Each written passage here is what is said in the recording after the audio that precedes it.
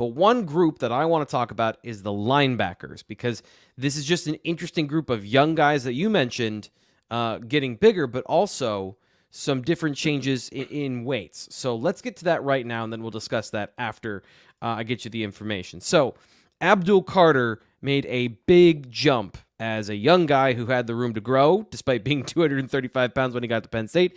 250 pounds, basically, 249.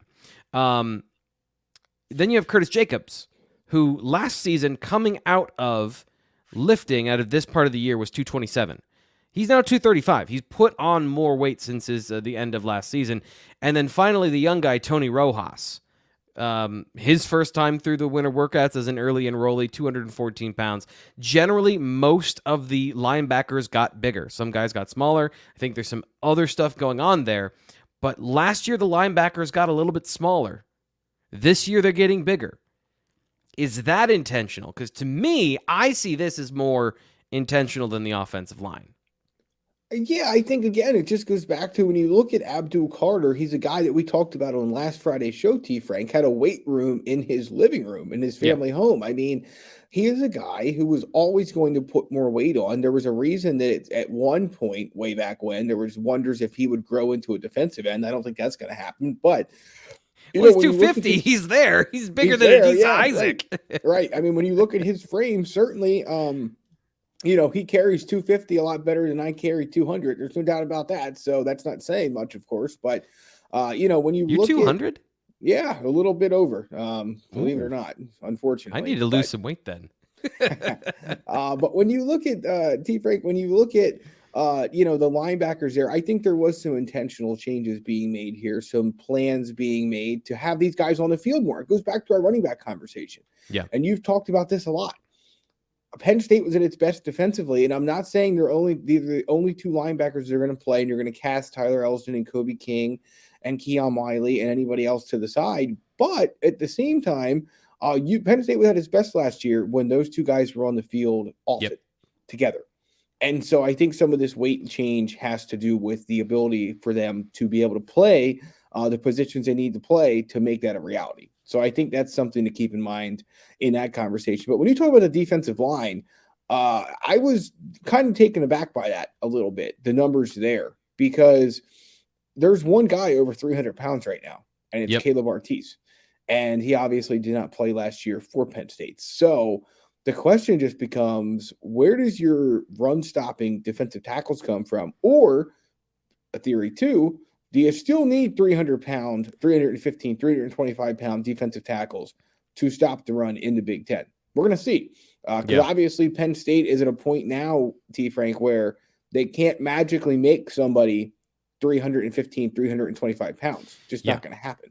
Yeah. So you better be able to devise a way to stop the run without that big plugger like a PJ Mustipher in the heart of your defense. And, Manny Diaz and James Franklin and everyone else on this staff and whoever the defensive line coaches they eventually hire, which still isn't done, has plenty of experience having to deal with different personnel issues. So I have no doubt that they will be able to make the adjustments needed, but it is a glaring thing when you look at the defensive line numbers that person doesn't exist. And then also you have some linebackers that are bigger who probably are going to have to deal with more tackling of running backs to get through those holes that are created up front.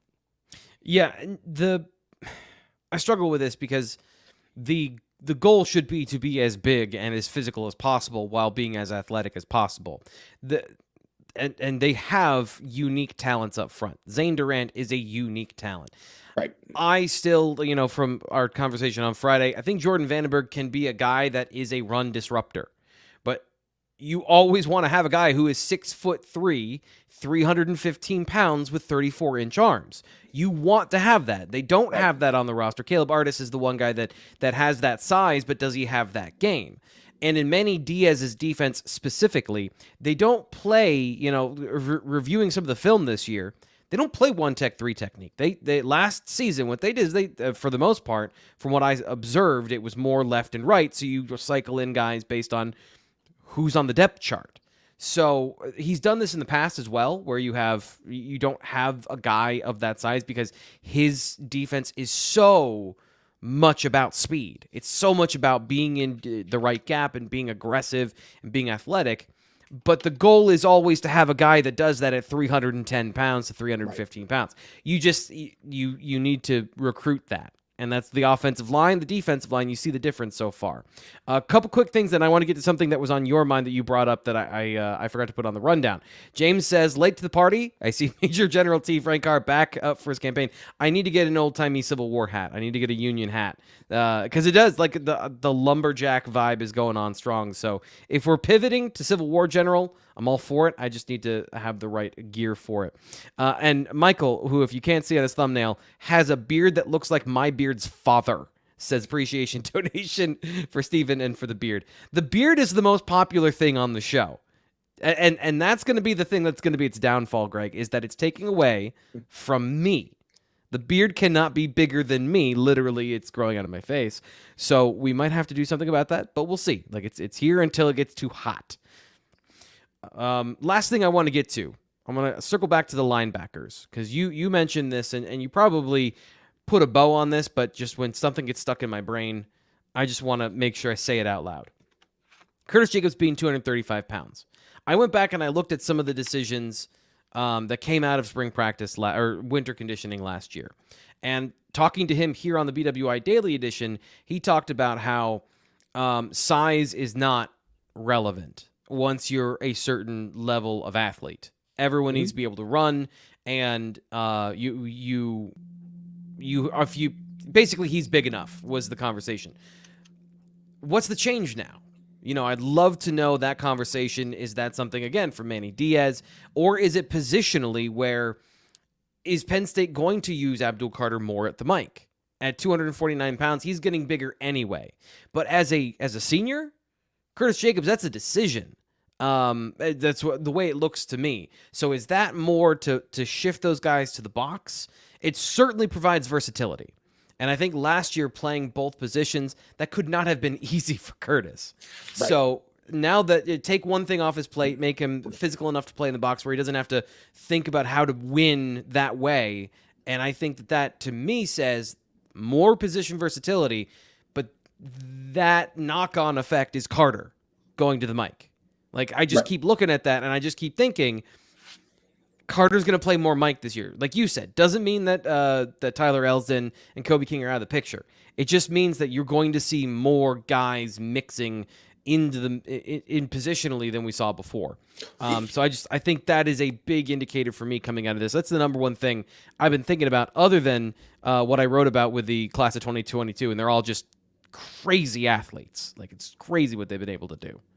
Yeah, no doubt about it, T. Frank. I think what really catches my eye about that linebacker situation is that Tyler Elsdon actually dropped some weight. He's down around 225 right now, and Kobe King's up some weight. He's up around 250 right now, so closer to where Carter is. So I'm not sure what that means. I saw Tyler Elsdon in the weight room. He definitely looks like he's thinned out a bit. So, yeah, there may be some more mixing and matching going on for Penn State this season, and that could be, again, something that Manny Diaz probably picked up on last season, in terms of being able to best maximize the what his guys do best, right? Yep. I mean, this is a That's sport a great point.